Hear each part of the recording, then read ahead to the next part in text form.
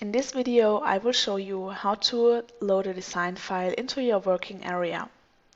You can use this icon on the left side of your screen, Load Design.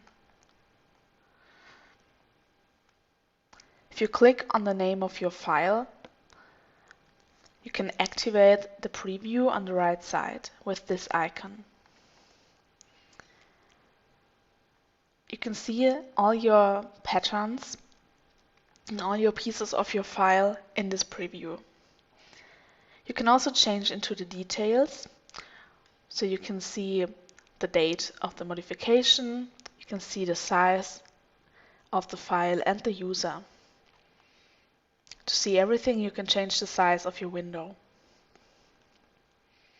To open the file, confirm with Open.